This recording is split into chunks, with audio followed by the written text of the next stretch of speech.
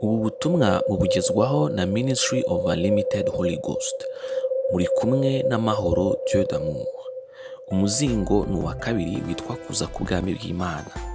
Ubuntu n'amahoro bituruka ku Mana Data wa twese watanze umwana wawe Yesu KRISTO, ndetse no kuri Yesu KRISTO witangiye ibyaha byacu, ndetse no ku Mwuka Muziranenge ukomana natwe, ukubeho wowe n'abawe ndetse n'ibyawe byose.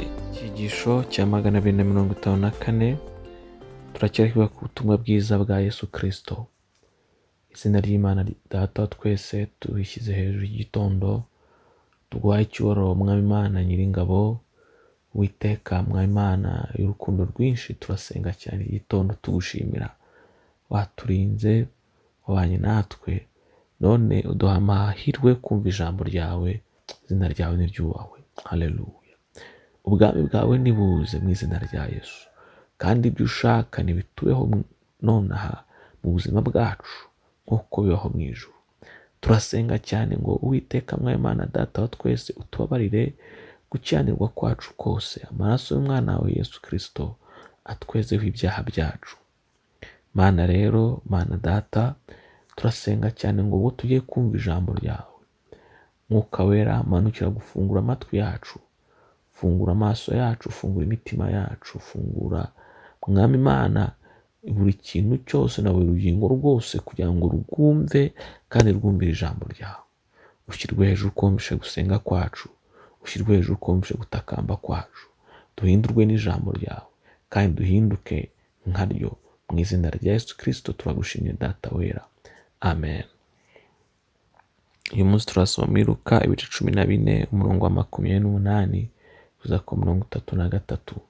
Ijambo ry'Imana riravuga ngo ninde muri mwe ushaka kubaka inzu y'amatafari ndende utabanza kwicara akabara umubare w'impiya zayubaka ngo amenye yuko afite izikwiye kuyuzuza, kugira ngo ahari ataba amaze gushyiraho urufatiro akananirirwa aho atayujuje.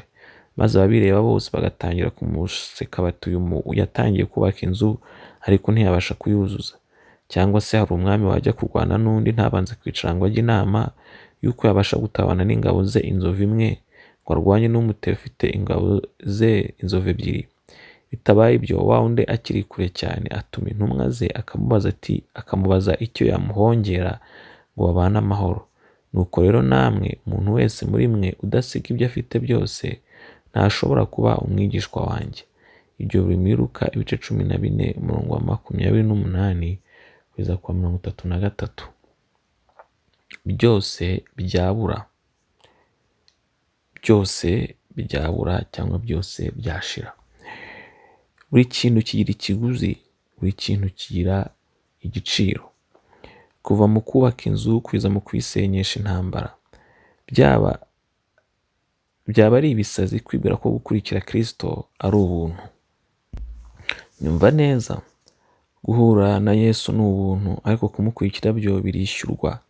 Guhinduka umukristo ni ubuntu, ariko kugumana ubukristo byo birahenda. Kandi igiciro cyabyo tumaze kukibona, ni ibyo ufite byose. Nk'uko twayibonye ejo, Yesu niwe nyambere mu buzima bw'abakristo bose, kandi KRISTO nyine niwe butunzi bwonyine umuntu atagomba gutakaza, naho ibindi byose byo byagenda.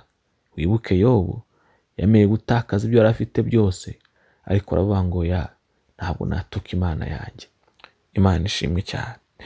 Muri Matayo ibice 13 umurongo wa 44 biratubwira ngo ubwami bwo mu ijuru bugereranywa n'izahabu zahishwe mu murima, umuntu azigwaho arazitwikira aragenda. Umunezero umutera kugura ibyo yari atunze byose ngo abone kugira umurima. Ibyo biri muri Matayo ibice 13 umurongo wa 44. Ngibyo ibyo Salomo na Paulo babonye muri KRISTO: ubutunzi butagira akagero, ubuzima butagira iherezo, ubwenge butagira ikigero. Byatumye iby'inyungu byose bibabera igihombo, ubutunzi butagira akagero baboneye muri KRISTO Yesu. Ibi si ibintu byo gufata mu mutwe, ahubwo ni ibintu bihishurwa na Mwuka Wera kugira ngo ubibonye abyumve kandi abisobanukirwe. Kutabimenya bitera abantu kureka Imana bagakurikira isi. Ariko uwanyweye kuri ya mazi y'iteka ryose, nawe ntiyongera kugira inyota ukundi. Dusenge. Uwiteka Mana, dushyize hejuru izina ryawe, turagushimiye cyane, turakubashye cyane, tuguhaye icyubahiro cyinshi kubera yuko uri umugiraneza. Wemeye ko twumva ijambo ryawe, wemeye ko twumva amagambo yawe, wemeye ko twumva impuguro zawe, ushyirwe hejuru Data wera.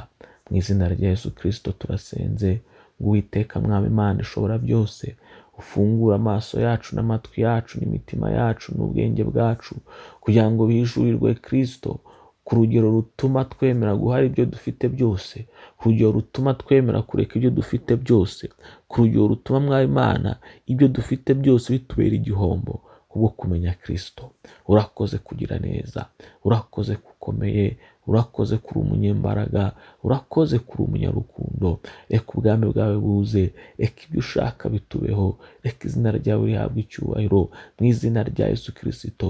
Mu buzima bwacu Uwiteka Mwami Imana turasenga cyane ukuboko kwawe kwiza kutubeho, kandi ikiruta byose Data wera uduhe kukumva no gutungana mu byo dukora byose. Mu izina rya Yesu Kristo dusenze twizeye, urakoze Data wera, amen.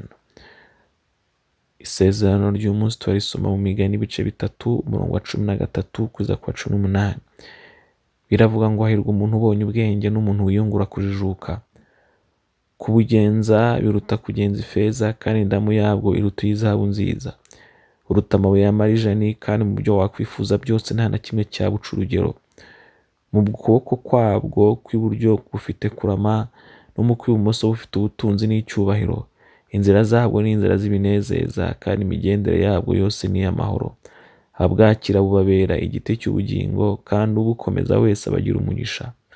Ibyo biri mu Migani ibice 3 umurongo wa 13 kugeza ku wa 18. Uwiteka aguha kwifatanya natwe, Uwiteka aguha bwo kumvira ijambo ry'Imana. Ndagusaba umugisha ku Mana, ngo Imana ikuzuze umwuka wayo mwinshi, Uwiteka kuzuze ijambo rye, Uwiteka kuzuze urukundo no guca bugufi, akuze gutungana no gukiranuka mu izina rya Yesu Kristo. Ndagusaba umugisha ku Mana ngo Uwiteka guhishurire Kristo, Uwiteka guhishurire ubutunzi butagira akagero n'ubwenge butagira akagero buri muri Kristo. Ndagusabira cyane umugisha ku Mana kuko kwiza kw'Imana kukubeho, ubwami bw'Imana bukubeho, ubushake bw'Imana bukubeho, izina ry'Imana rihimbazwe mu buzima bwawe mu izina rya Yesu Kristo. Uhabwe umugisha n'Imana mu izina rya Yesu Kristo, amen. Ushobora kudusura kuri urubuga rwa Facebook cyangwa rwa YouTube ugasangiza inshuti n'umuryango wawe ijambo ry'Imana. Buri munsi haba hari icyigisho. Soma kandi wumve buri munsi ijambo ry'Imana bidashidikanywaho. Urabona uko kw'Imana mu buzima bwawe. Yesu aguha umugisha kubwo kubana natwe. Imbuga za internet wakoresha mu kudusura urazisanga munsi ya video. Ubutumwa butegurirwa na Ministry of Unlimited Holy Ghost, mwabugezwagaho na Mahoro Dieu d'amour. Ubuntu n'amahoro bituruka ku Mwami Yesu Kristo bikomeze kubana namwe, kandi umwuka wera ababashije gukomeza gukora ubushake bw'Imana mu buzima bwanyu bwa buri munsi. Amen.